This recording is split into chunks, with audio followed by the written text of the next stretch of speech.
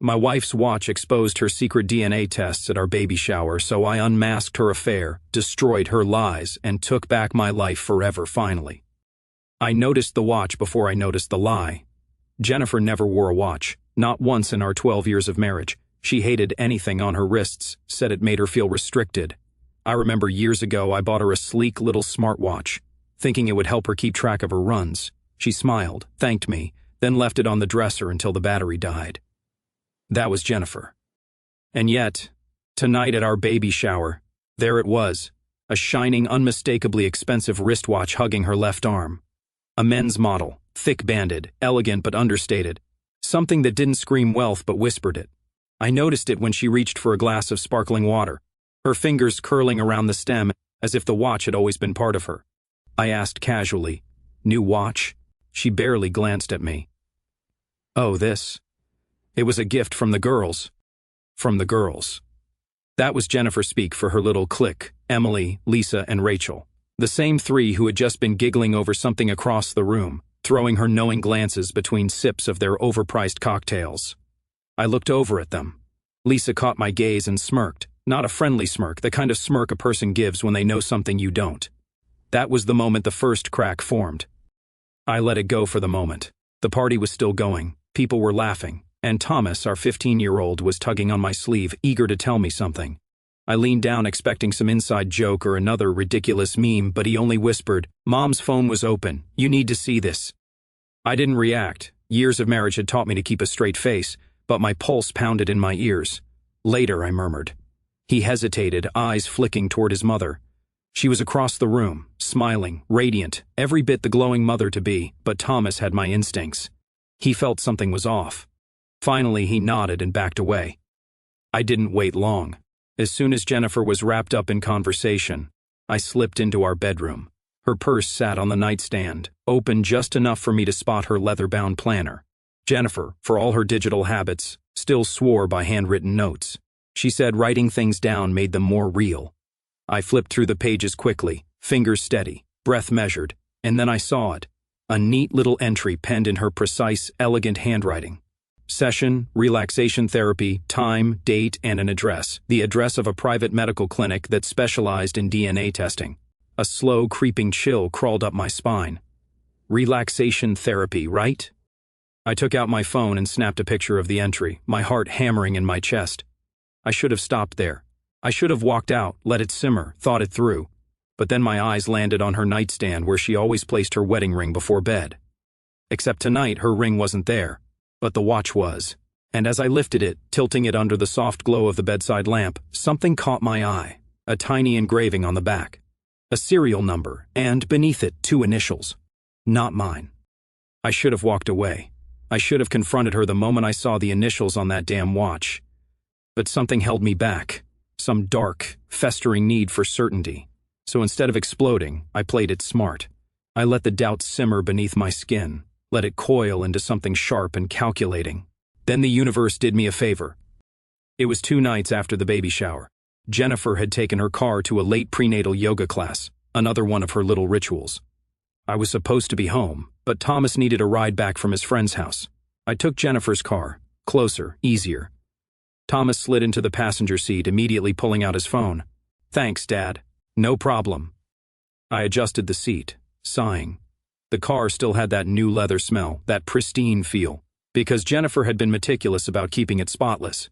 But as I went to start the engine, my hand brushed against something on the center console, a small blinking light. The car's voice assistant had been activated, and then a voice, Jennifer's voice, filled the cabin. "We have to keep this a secret until after the birth." My breath stopped. Thomas looked up from his phone. "What was that?" I couldn't answer. The words echoed in the silent car, crackling slightly like they had been recorded during a call. My hands were frozen on the wheel. Then, as if mocking me, the assistant chimed again, "Would you like to continue playback?" For a moment, neither of us moved. My brain scrambled for an explanation. Maybe it was some pregnancy-related thing, a surprise she was planning, something innocent. But deep down, I already knew.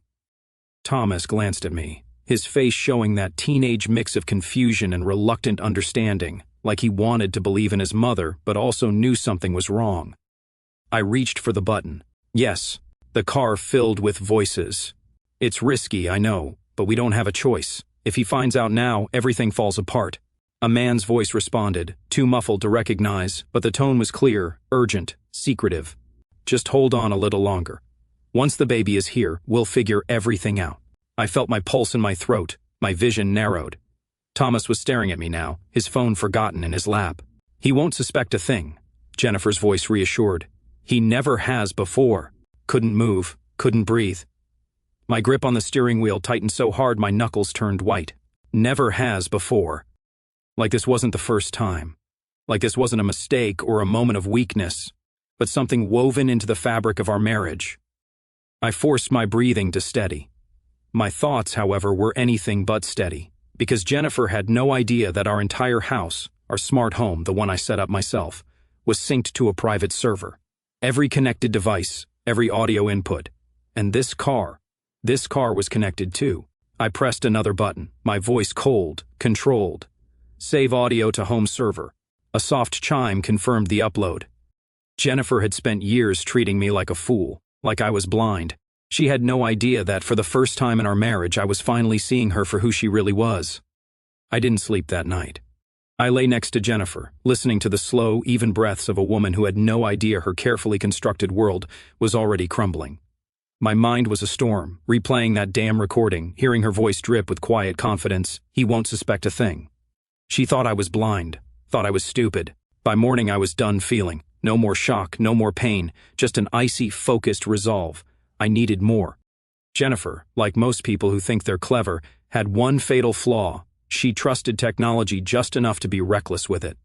I knew she used cloud storage for her photos, syncing them automatically to keep her precious memories safe.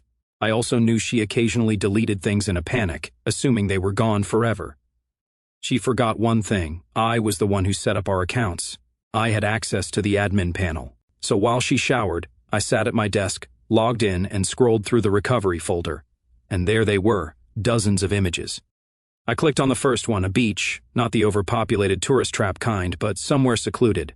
The sand too white, the water too perfect, a place meant for secrets. Then I saw her, Jennifer standing on a wooden pier, a breeze catching her hair just right. She looked beautiful, radiant even, and unmistakably pregnant. Much more pregnant than she should have been. I clenched my jaw, my pulse steady, cold. The official timeline she fed me, the one I stupidly believed, had her at barely 3 months along when these photos were taken. But in this picture she was showing. I clicked again. Another image. This time she wasn't alone. A shadow stretched across the sand, reaching toward her. My stomach tightened. Another click, and then there he was, a man half turned away from the camera, standing just behind her. He wasn't touching her, but he might as well have been. The way he stood, the way she leaned slightly in his direction, familiar, comfortable. His shirt caught my eye, white, crisp, with a small embroidered logo on the pocket. I zoomed in, a company logo. Jennifer's company. I closed my eyes for a second, inhaling slowly through my nose. Geotags. The metadata attached to the photos told me everything I needed to know. They were taken during one of her supposed work trips, the same trip where she claimed to be swamped with meetings, too busy to even FaceTime me before bed. I pulled up my phone, cross-referencing the location with her company's travel logs, the ones she conveniently left open on her work laptop at home. Bingo. Her lover was there at the same time. Everything lined up too perfectly, the pregnancy, the secrecy, the damn beach trip that never existed in my reality but was very, very real in hers. I should have seen it before, but I wasn't that man anymore. I glanced over my shoulder. The shower was still running. Good. I transferred the recovered photos to a secure drive and erased any trace that I had ever been there. Jennifer thought she was playing me. She had no idea I had just flipped the board. The pictures should have been enough. The recordings should have been enough. But I wasn't in this for just confirmation anymore. I was in it for the full truth, every detail, every deception. I wanted to know the depth of the betrayal before I burned everything to the ground, and Jennifer, bless her heart, made it easy. She had a fitness tracker, a high-end model, one of those sleek, overpriced ones that measured everything, heart rate, sleep patterns, even blood oxygen levels. She got it a year ago during one of her wellness kicks. She never took it off. That meant it logged everything. And since she used my email for the family subscription plan, I had access. She just never thought I'd look. I sat at my desk, opened the app. Jennifer's profile loaded instantly, her latest stats glowing on the screen, steps taken, calories burned, sleep quality. But I wasn't interested in that. I went straight to the GPS logs. Her usual movements were predictable: work, home, the occasional yoga class. But then I saw it, a pattern. Every few weeks she had long gaps of missing data late at night, not a single recorded step between midnight and 4 a.m., almost like she took the watch off. But one night she forgot. 2 weeks ago, 3:12 a.m., a long walk through a park that, at that hour, should have been empty. I clicked on the route map following the red line of her movements. She didn't just stroll around. She entered through the east gate, walked in a slow, winding pattern, then stopped for nearly 40 minutes by a bench near the center. I zoomed in, and then she left, not back the way she came. She exited on the far side, onto a street lined with quiet suburban homes. One address in particular stood out, a name I recognized. It wasn't random, it wasn't a scenic night walk. It was him. My skin prickled. I leaned back in my chair, exhaling slowly, forcing the anger down. This wasn't just an affair. This wasn't some fling. This was calculated, thought out, scheduled. And I had proof. Now I just needed to see it for myself. I opened another tab, logged into my city's public surveillance system. The same one I'd used to contest a parking ticket last year. Found the park, scrolled through the timestamps. 3:12 a.m., a lone figure entered. Jennifer. 3:16 a.m., another figure approached. A man not fully visible, but I didn't need his face, his build, his posture. It was him. They sat together on the bench, close, too close. Then 40 minutes later they walked off into the night together to his house. I didn't look away from the screen. I just let it all settle. Let it root itself deep inside me. I wasn't disgusted anymore. I was done feeling anything but cold, razor-sharp focus. Jennifer thought she was careful. She had no idea how much of her life I was about to dismantle. I wasn't even looking for it by this point. I had stopped expecting things to just fall into my lap. I had been deliberate, methodical, digging through her digital footprints, tracking her movements, piecing together the truth one shard at a time. But this was sheer stupid luck, or maybe fate. I was in the garage, taking out the trash, hands moving on autopilot, bag out, new liner in, until something caught my eye, a folded sheet of paper. Thick, official-looking, wedged between discarded junk mail and an empty protein bar wrapper. Jennifer never left paper receipts. She was all about digital transactions, emailed invoices, Apple Pay, which meant, whatever this was, she didn't want it showing up in a bank statement. I pulled it out, unfolded it, and felt the breath leave my body. It was a payment confirmation, a wire transfer to a private medical clinic for a genetic analysis. The amount wasn't pocket change, 5 figures, more than enough to suggest this wasn't some routine prenatal screening. My hands tightened around the paper. I read it again, twice. There was no patient name listed, just Jennifer's billing details and a vague description of services rendered. But I didn't need a name, because there was only one reason a married woman pregnant with her husband's supposed child would secretly wire that kind of money to a genetics lab. My stomach twisted. I turned, gripping the edge of the workbench, steadying myself. For the first time since this whole thing started unraveling, I felt something close to helplessness. What if I had been living a lie even before this affair? What if my whole damn marriage had been a carefully managed illusion? I squeezed my eyes shut. No more spiraling, no more emotion. I needed to act. I grabbed my phone and took a picture of the receipt, then ran a reverse search on the clinic. It was a high-end facility, the kind that didn't advertise services to just anyone. But buried in the depths of an old legal case, I found a leaked patient form. One line stood out: parental DNA confirmation services available upon request.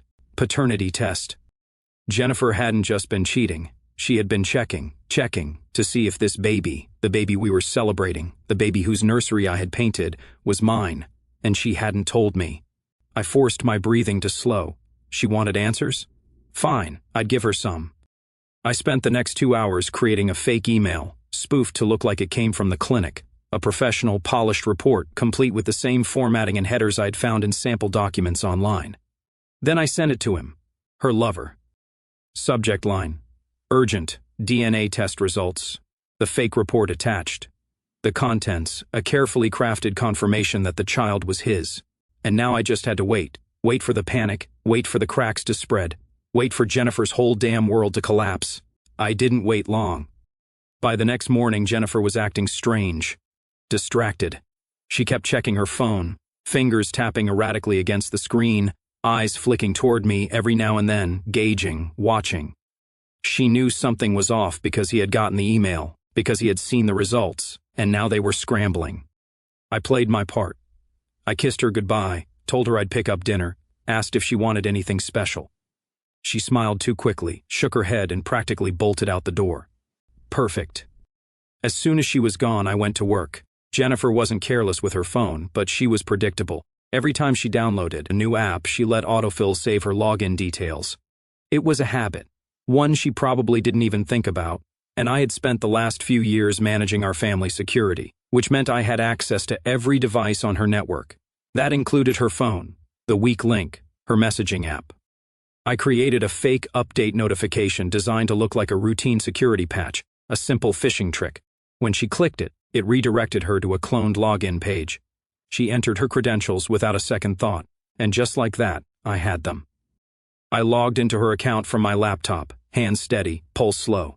The chat history was there, untouched, waiting for me. I scrolled and then I saw it. Their messages stretched back months, conversations littered with inside jokes and pet names, the kind of intimacy that doesn't just happen overnight. But it was the most recent messages that sent a slow, creeping numbness through my limbs. Him, I still can't believe he doesn't know after all this time. Jennifer, he never asks questions. He trusts me. Him, that's why this works so well. And soon we won't have to hide anything anymore. Jennifer, not long now, just until the baby's here. Then the one that made my vision tunnel. Him, I can't wait to be a real family with you and our son. Our son, not her son, not the baby. Ours. I stared at the words, my mind oddly quiet. There it was, the truth, naked and undeniable. They had a plan, a timeline, and I was just a temporary obstacle.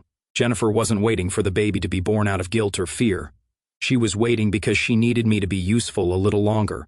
Once the baby arrived, she'd be gone. She had it all mapped out. The slow, inevitable divorce, the narrative of an unhappy marriage, the gradual transition into a new happy life with him. I exhaled slowly, closed the laptop. For the first time since this started, I wasn't angry. I wasn't heartbroken. I wasn't anything. Just cold. Cold and ready. She thought she had a plan. She had no idea that I had just rewritten the ending. Jennifer's arrogance had always been her greatest weakness.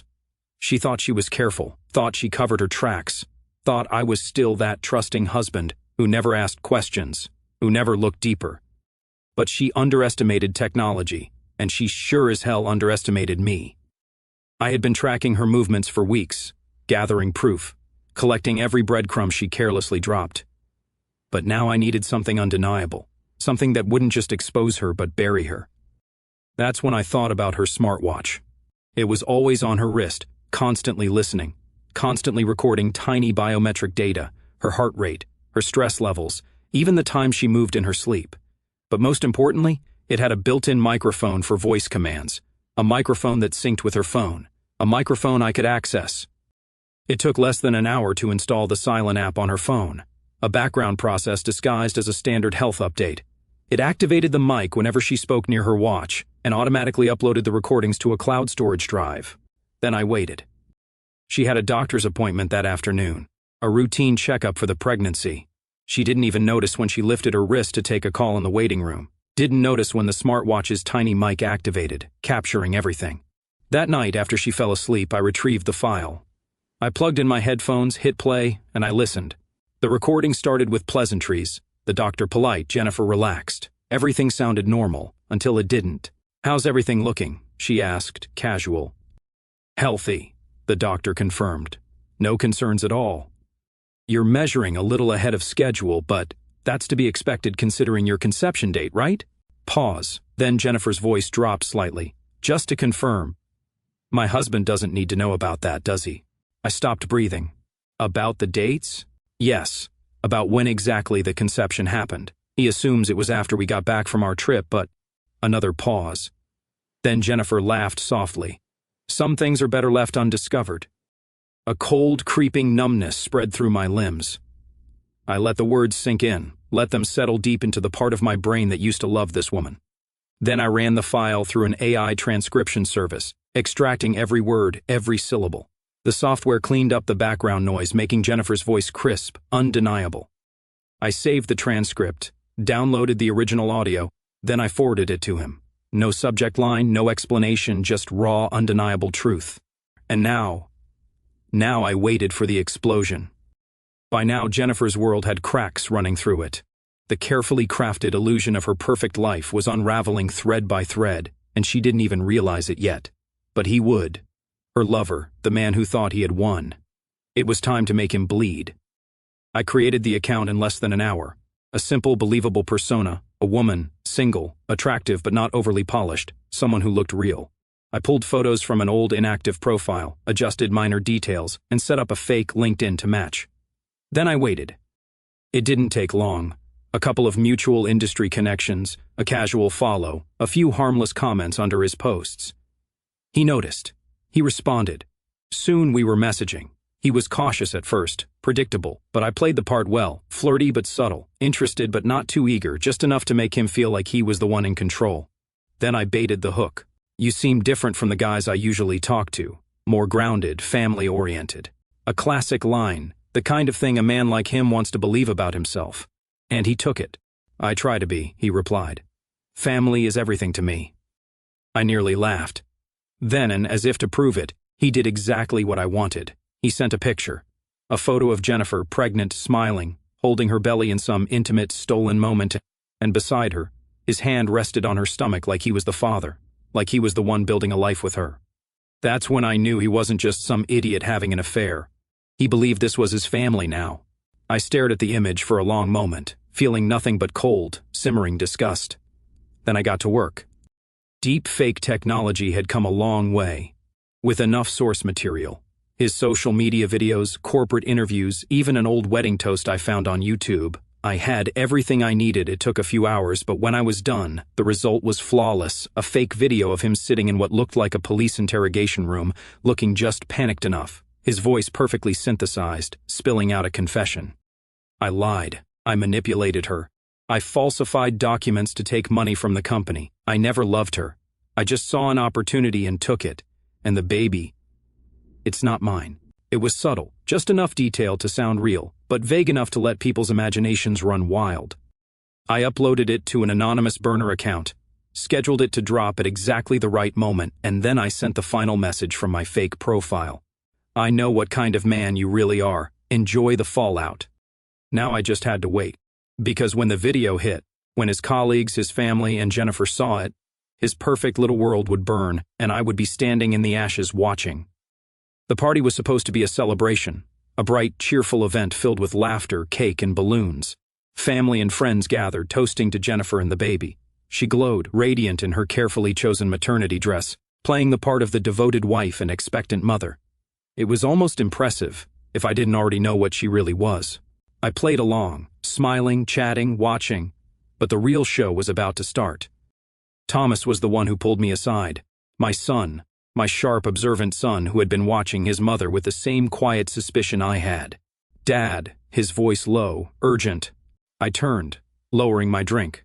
Yeah? He glanced around, making sure no one was close, then held out his phone. A single notification glowed on the screen. A message preview from an unknown number. Love, tomorrow everything changes. Our little one will finally be with just us. My entire body went cold.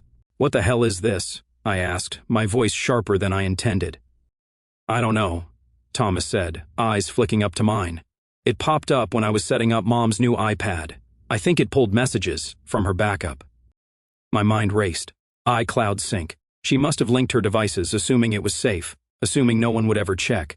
But she forgot about family sharing, forgot that all her backups were accessible from the same cloud. And Thomas, being a tech-savvy teenager, had seen the notification appear in real time. A message she had never meant for me to see. Our little one will finally be with just us. The meaning was obvious. Jennifer and him had set a date. Tomorrow. She was leaving, taking the baby, walking away from the life we had built, and she had planned to do it under the guise of innocence, letting everyone believe she was a devoted wife right up until the last second. My stomach twisted with a dark, bitter satisfaction.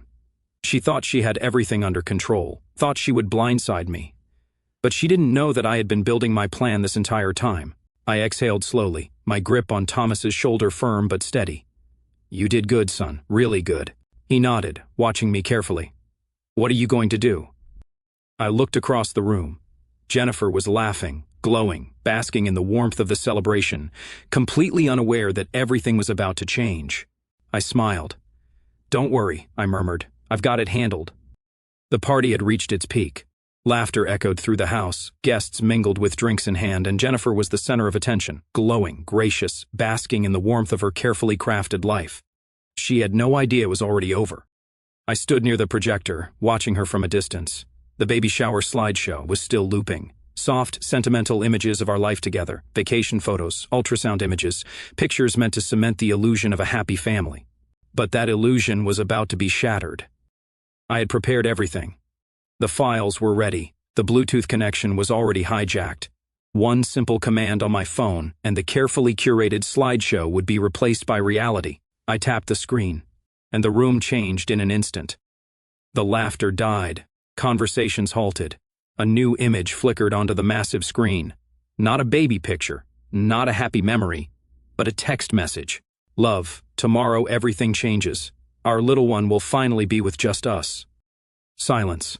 The air in the room thickened as people processed what they were seeing. Murmurs started. Confused glances. Jennifer froze, her champagne flute hovering mid-air. Another image. A photograph. Jennifer standing on the secluded beach, visibly pregnant months before she even told me, and just behind her, him. The whispers turned to gasps. Another image, a chat log. "Him, I can't wait to be a real family with you and our son." Jennifer, "Not long now, just until the baby's here." A sharp inhale from one of her friends. Someone muttered, "Oh my God." Jennifer shot up from her chair, her face pale, eyes wide with panic. "Richard, what is this?" I didn't answer. Instead, I played the final piece, the audio. "My husband doesn't need to know the conception happened before the trip, does he?" Jennifer's own voice, clear, undeniable, filling the room. Then her laughter. "Some things are better left undiscovered." That was it, the tipping point. People recoiled, some turned away. Others stared at her like they had never seen her before. And then, he panicked. Jennifer's lover, who had tried to stay invisible in the crowd, suddenly stiffened, his face drained of color as he realized everyone was looking at him now. I turned to him, my voice calm even. "Would you like to explain?" He opened his mouth, closed it. Sweat beaded on his forehead. His gaze darted toward Jennifer, desperate, searching for a way out. Jennifer stammered, shaking her head violently. "This isn't real. He's lying. He faked." But she never got to finish because he broke first. He cracked under the pressure, under the weight of every eye in the room. I didn't." His voice wavered. "It wasn't. Jennifer told me it was already over between you two." I tilted my head, feigning curiosity. "Oh? And the baby?" His breath hitched. Jennifer's lips parted in horror, realizing what was about to happen. But he was already too far gone.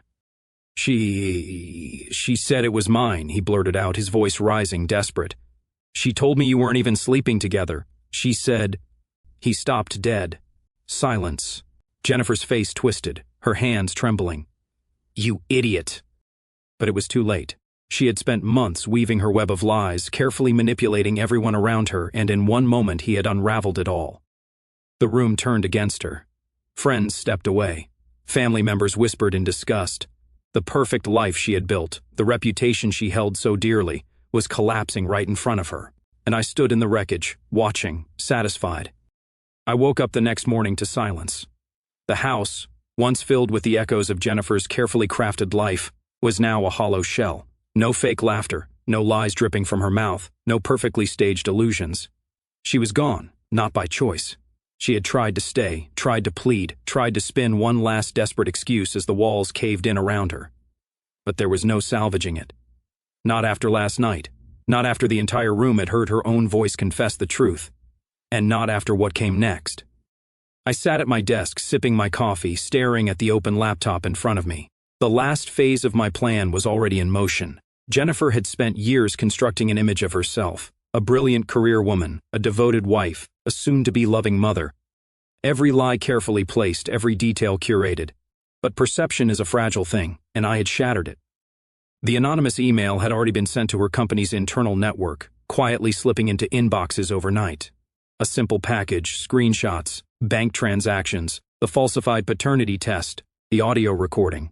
No commentary, no accusations, just cold, undeniable facts. Her colleagues would see it, her bosses, the very people who held the keys to her professional future.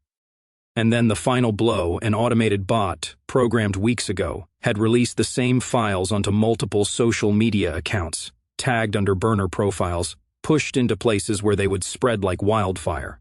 The message was simple: some secrets are better left undiscovered. But this one belongs to everyone now. By the time she woke up, the damage had already been done. She wasn't just a woman caught cheating. She was a fraud, a manipulator, a liar who had not only betrayed her husband but fabricated an entire pregnancy timeline to deceive two men at once. And her lover. He wasn't faring much better. The legal notice had gone out early that morning. His ex-wife had been waiting for an opportunity, any reason, to drag him back to court for custody of their children. And now she had everything she needed: the messages, the admissions of deception, the financial inconsistencies. By the end of the week, he wouldn't just lose Jennifer. He'd lose his kids too. One by one, every piece of their future collapsed. All that remained was to deliver the final gift. I walked to the entryway where Jennifer's suitcase still sat, packed in a rush, her hands shaking too hard to zip it properly the night before. She thought she had a choice. She thought she could fix this. I picked up the envelope sitting neatly on top, a plane ticket, one way, first class, paid for with her credit card. Destination, him. She had wanted a new life with him. Now she had no other option. I grabbed a pen, scrawled one last message on the envelope before placing it back on top of her things. Your secret now belongs to everyone. Enjoy your new life. I walked away, locking the door behind me. And for the first time in years, I felt nothing at all.